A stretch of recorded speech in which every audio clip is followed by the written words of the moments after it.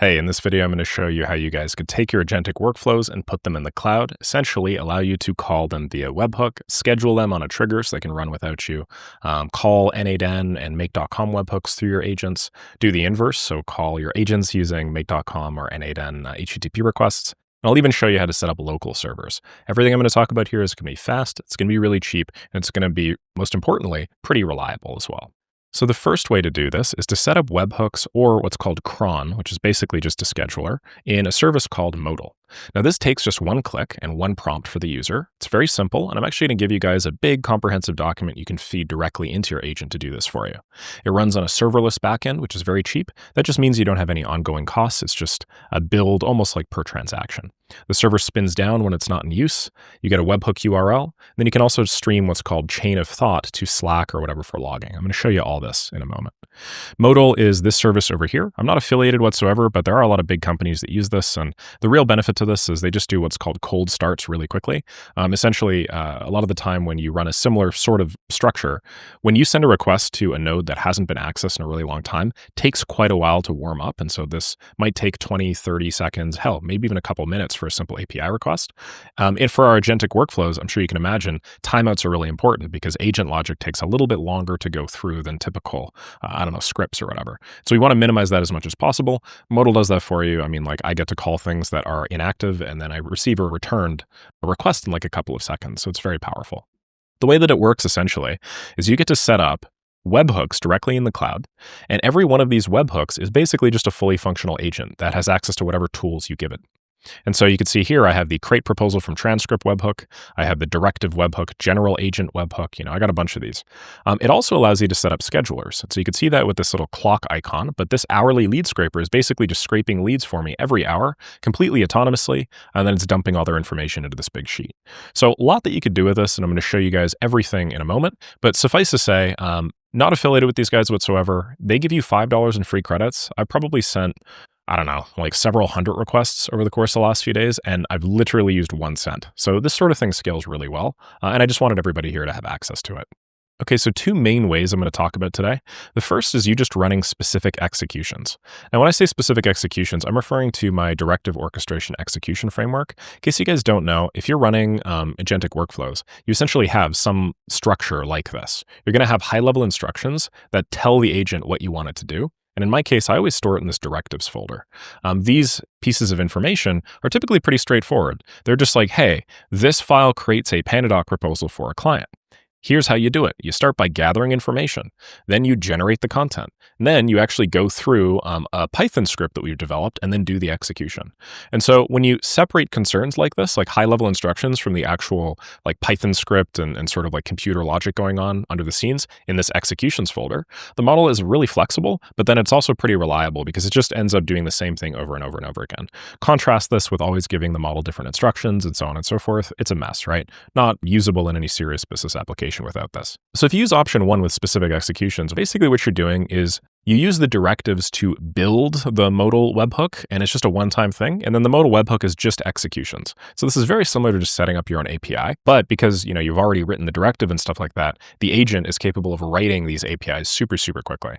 And so basically everybody on planet Earth is now an API developer when you combine this with the little document I'm about to send you. And the benefit of this is it's really fast. I mean, these things run basically immediately. It's also super reliable because it's just basically Python scripts. And, it's also super cheap because you're not consuming additional tokens or whatever. Now I'm going to contrast that with the second approach in a minute, but let me actually just show you guys an example of this working. So I have a little n8n workspace set up here. I want you guys to know you can call your webhooks however the heck you want, but obviously the whole point of this, the whole name of the game is we want to be able to trigger these automatically, right? So we need some service to basically call it. Now what I have here is I have this URL, okay? And the URL is Nick, whatever, Claude orchestrator scrape leads.modal.run. And then I have this question mark query. And this query is, dentists and location equals United States and limit 100. And so what I've done here is I basically set up my own API using these executions with this agent. I'm just going to click execute step, and it's going to go and it's actually going to run this in the cloud and return me some data. Now, as I mentioned, cold starts here mean that, typically there's a very long period of time before you call any sort of service where your server is idle. But Modal occurred super quickly. I did that in real time. So hopefully you guys could see that was just a few seconds. And it then returns you this kind of sexy looking JSON that's something like this. You have, status, message, sheet URL. This is where all the leads are stored for my specific workflow, which I'll run through in a second. the name of it, and then really interestingly, you have the workflow itself, which is the agent basically breaking down the steps that are going to be taken in this execution. And so you are storing, the equivalent of Python scripts here, but there's a little bit more going on under the hood, which is pretty cool. So if I just paste this sheet in, you can see this thing has already gone through and done my lead scraping. Now, in my case, I was only scraping 100 leads, but there's more going on under the hood as well. It's not just doing lead scraping, it's also enriching. So that's what that little update was a moment ago. It's finding some additional emails, it's personalizing, and so on and so forth. And so in this way, you basically have, all of the information involved in the high-level instructions just used to build this webhook one time. And then other services and stuff like that can just call this at whim. Super cheap, super reliable, and probably the recommended approach for most people. That said, the internet is getting really cool. And so I wanted to talk about, in this case, just a proof of concept, but something that I think will quickly become the norm when it comes to querying these agents. Now, this is natural language as opposed to you doing some sort of really specific formula with limit and industry name and stuff like that. So what we do here is we have our webhook URL, and then we just have a question mark query. This is a query parameter. And then we just give it instructions, and we say, hey, run the proposal generator on my last call. And the idea is, because we have an agent that is living on the cloud, it is just awaiting instructions. When you query it with, hey, run the proposal generator on my last call, it gets the natural language, and then it interprets which directive you want to call. It calls a specific directive, and then it actually runs the thing you want with its full power of flexibility. And so if I give you guys an example by calling in N8N, if I just go down here to General Cloud, so you guys could see this URL that I'm calling is now same sort of thing, but the query is send an email to nick at leftclick.ai congratulating him. I mean, obviously this is pretty vague, right? Like there's no Python script or whatever that'd be able to do this thing in real time. Not unless you parsed out literally every word. But anyway, in this case, this took a few seconds and it returned success. The query was this, and the response is email sent successfully. I've sent a congratulatory email to Nick with the message ID, whatever. So I can actually go to my mailbox and I can see the message came in just a few seconds ago. It says, hi Nick, congratulations on your achievement, best regards. Now I could have given it way more context and detail. I could have told it to do something else. Obviously it would have. I mean, this is just a really simple proof of concept because all I'm using is an email tool here, but hopefully you guys can see that adding flexibility in the ability to communicate with these things will soon allow us to build like this network of agents that talk to each other in pretty much just natural language, asking things to happen. And in this way, you can build like much more complicated workflows where it's like sequences of agents talking to each other. Hey, I just scraped the leads. The link is here. Can you do this? Then the lead enrichment agent is like, yeah, for sure. I'll do the enrichment. But I'm also thinking we should start reaching out to them. So, hey, here's this data. Can you reach out to these leads? You don't have to like code everything anymore. You don't have to be really precise with syntax. The second way, and I really like this because it helps people that have no code backgrounds integrate with this agentic workflow stuff, is to build hybrid directives, basically allowing you to integrate like N8N, make.com, Gumloop, Lindy flows directly into some sort of IDE. So it's cool because you can really easily integrate it with any pre-existing builds. Like a lot of people's intellectual capital has been caught up in like these traditional builds that they built over the course of the last couple of years. No use in wasting that or laboriously rebuilding that in some sort of agent platform. You can just use it. Super easy. What you do is you store info about the webhooks in your directive. Great middle ground. And the downside is, at least the way that I'm going to show you today, it's not runnable on a schedule since you're calling from the IDE itself, which is right over here. But it is really straightforward to set up automated workflows like I showed you earlier, where you have a webhook coming into an agent. Maybe the agent is what calls the thing, right? So it's still triggerable, just not in the way that I'm going to show you guys today. Okay, so what do I mean by this? Let's say you have a bunch of intellectual capital stored up in a workflow here. It's a Google SERP/map scraper. This specific flow, was just connected here a moment ago and I just disconnected it. Basically just scrapes a bunch of details for, I think it's like Calgary plumbers or something, because I live out in Calgary. And then it translates it to Markdown, and then it uses AI to extract info, and it dumps it all into a big Google Sheet. And let me find the actual Google Sheet, because it is massive. It is a really, really big boy. This is more or less what it looks like. I guess I lied. It is not massive. But basically, you end up with a couple of records. You end up with page titles, page meta descriptions. Like, it's like a scraping build, right? And obviously, I want to do something with this. So how do I take this and then make it, accessible? Well, all I do is instead of connecting via, some other sort of trigger, like a schedule or whatever, I just use a webhook. And so I connect this webhook directly to my flow. Okay. I copy the URL. I go back over here and let's set up a new directive, call it new file. And I'll say call cool Google scraper.md. Okay. And now what I'm going to say is, hey, let me just use a voice here so it's not really silly. Hello. Thank you. Hey, I have a workflow set up here. I want you to call this URL with a GET request. And I'm going to paste it in. And then I'm going to say, this is just for demo purposes. You don't need to include any query parameters or anything. But hopefully you guys could see how you absolutely could if you wanted to. And now I'm just going to go and make a new Claude Code instance here. And I'm going to say, hey, call, let's see, cool Google scraper.md. And let me now actually run this. Let me show you how it works.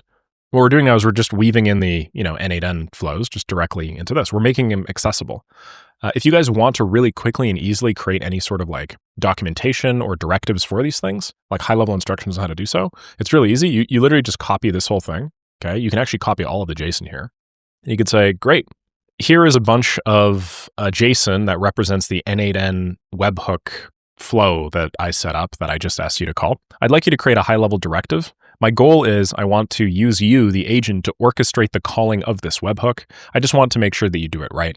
So create a new directive, call it Google_SERP_scraper.md, and then include all of the information that you feel is relevant based off the framework.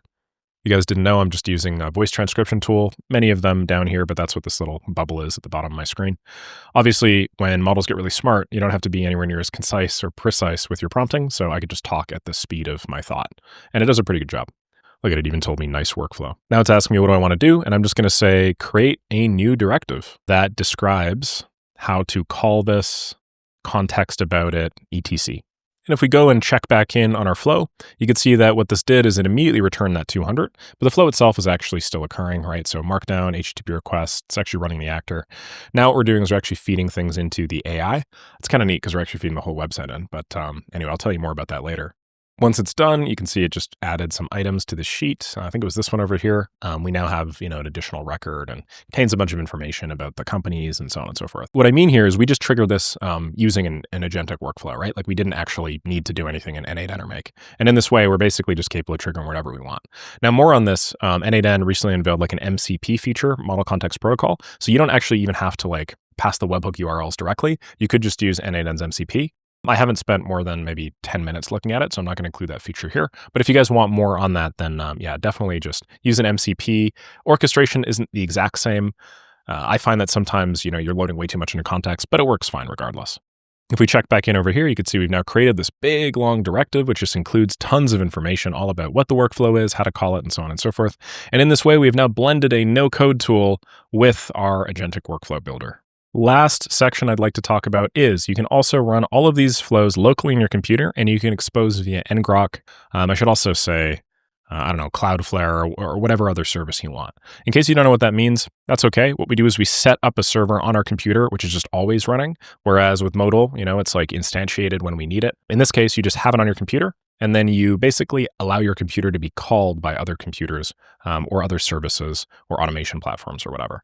So it seems really scary, but it's actually really simple to set up because, again, you can just like feed in a big, long prompt, just like we did with the Modal cloud execution framework, and then the model just can do it right the first time. This is neat because you could set up cron, which is scheduling, and also webhook functionality. It does require a computer to be on 24/7. So if you're, somebody that's doing this professionally and maybe implementing it on other people's businesses or whatever, they would need a server, and this starts getting into like deployment land and territory. But I think just for like demo purposes and getting people up and running and used to servers and building cloud agentic workflows, it's pretty reasonable. So that's what I'm going to talk about next. So all I did in order to set this up myself is I said, hey, I want to set up a server locally on my computer to call a specific directive. In my case, upwork_scrape_apply.md. And I want to be able to, do this from external requests. So set this up and then expose the URL for me.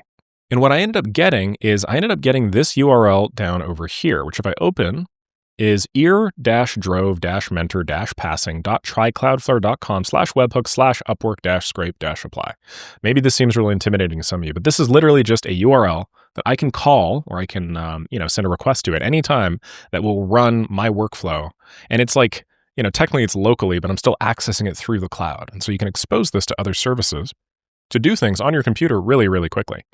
And so what this is this is an Upwork scraper, right?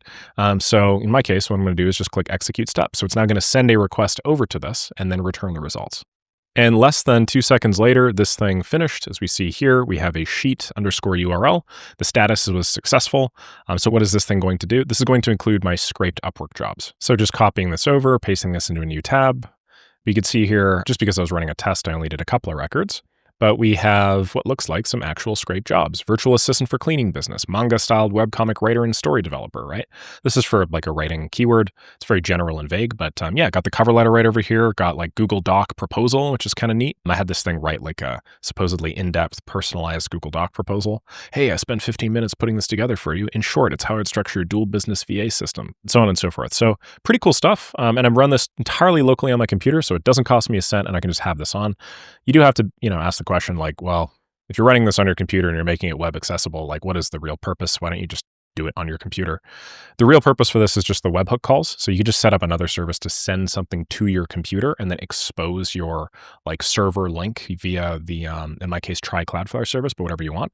And I'm going to include like a link with a similar prompt, just like the Modal cloud execution framework here that you guys could use to set this up in seconds. Okay, so I've teased this a couple of times, but let's actually set up webhooks and cron inside of Modal. This is the complicated bit, so I'm going to walk you through this, and then everything else you guys should be able to do just based off of what I've shown you in this video. I have referenced this cloud execution framework a couple times. What is this? This is a monster prompt that I've developed that allows you to just like feed this into AI, and then have AI set up your Modal for you. So what I will do is I will simply copy this entire thing, okay, into a VS Code environment. Just going to go bypass permissions, paste this whole thing in, and I'll say, hey, I'd like to create a cloud modal instance for the, let's do YouTube outliers.md directive. Follow the above steps. Let me know if I need to do anything. Now, in my case, I've already set up all my like environment keys and stuff. I've already actually signed up to Modal and whatnot. So this is going to be a little bit faster for me than it probably will be for you. There will be some issue me asking it to do this the first time, but that's okay. The whole idea of the framework that I always talk about, which is having directives and then orchestrating the execution of various Python scripts, is it's kind of self-annealing, right? Like the agent kind of makes some errors and then it'll be like, oh, okay, like I made an error here, let's fix it. And then it'll go through that process over and over and over again. And I just wanted to show you what like the end-to-end process looks like. I know nothing about deployment, to be clear. I did some front end way back in the day, a little bit of back end to build an app for 1 second copy forever ago. But like I'm not a good or competent developer by any means. All I did was I had it do this correctly after maybe 30 minutes of back and forth. Then I had it documented in that big cloud execution framework. Then I'm just giving all of that information to this, okay? And sorry, I'm just realizing I've already created it a moment ago pre-demo. So let me just tell it to delete the old one and make a new one. That way it's a totally fresh implementation. So what it's going to do first is just delete said old YouTube outliers code. This is just a workflow that I set up a while ago that gets a list of outliers in my niche for like specific, requests, just so that I can keep an eye on, who is absolutely crushing me on YouTube. Okay, so we did run into an issue. I told you I was only allowed 8 web endpoints. We have 9. So the current endpoints are all of these. Which ones do I want to remove, right? I'm keeping this in the video because I just want to show you guys that like it is very much a very simple back and forth. It is asking me a very valid question here. Probability that anything is going to work on the first try is quite low, but I mean, same thing when you work with like a junior dev or something, right? Like obviously you're going to have to go do some back and forth. So I don't know, which one do I not like? I don't like test_email. So let's say remove test_email. And I actually even recommended that. Okay, and I now have an endpoint available for me. So I'm just going to copy this. Let's see, what is a good demo example? Yeah, let's just run this one here. So I can obviously run this just directly through here. So I'm just going to say run this, give this a quick little ping. This is also going to give me a Google Sheet URL. So I'm just going to open that. It's going to take a few minutes. It says between 5 to 15. That's just part of how the workflow works. So the idea is everything will be populated in this document when it's done. Now, if you guys had a keen eye, you'll know that it said monitor progress in Slack earlier. And you're probably wondering, what the hell does monitor progress in Slack mean? Well, what I've done is I've set up on Modal like a service connector that dumps all of the thinking of the model into a Slack channel called Claude-Cloud. When you're working with agentic workflows, obviously it's very important that there's a level of interpretability here, right? Otherwise, models are just going to grow more and more black box and more black box. And so essentially what this does is this allows me to see how things are going in my workflow. It'll actually say, hey, I'm at step 1 of 4 right now, scraping. My query is dentist, my limit is 100. Step 2, I'm uploading 100 leads to the sheet. Step 3, I'm enriching emails with any mail finder. Enrich 0 emails because I found all of them, casualizing the names. And that even includes the information, right? This is particularly important when there's debugging occurring, right? If there's some form of debugging happening, and you can see here, I'm now identifying the debugging. There's some issue with the YouTube outlier flow. Like I can see it. Otherwise, I'd just be sitting around waiting, sitting on my ass, wondering when it's going to finish. So this is beyond the purposes of this video for me to show how to do, but suffice to say, it is very straightforward. It's not complicated whatsoever. And maybe if you guys want it, a future video, I'll show you guys how to do it in like 5 minutes. Basically anything is doable in 5 minutes now. But yeah, very straightforward, simple way to gain a lot more interpretability into what's going on under the hood. Because if you don't stream the chain of thought, I find, or if you don't stream the steps, the models, or the executions, or what step in the directives we are, it can be pretty difficult to know what's going on, whether or not, a process is hanging because of a genuine wait time or because of some error. Okay, we did a little bit of back and forth with the agent, just telling it, which actor to use and whatnot. That took me a solid 5 or so minutes. And at the end of it, we received a YouTube outliers document that looks something like this. So we could see that we initiated this thing entirely autonomously, or rather entirely, through Modal. We ran it. And now we, have got the workflow set up to the point where we can actually grab both the thumbnails and then also a bunch of information about, what's going on. So we have like a high level summary and publish date and video links and so on and so forth. So I really like that thumbnail, maybe doing some repurposing there. I like how there's some logos all over the place and the OpenAI thing goes to multiple things. Not as big of a fan of this one, but yeah, suffice to say, pretty cool, huh?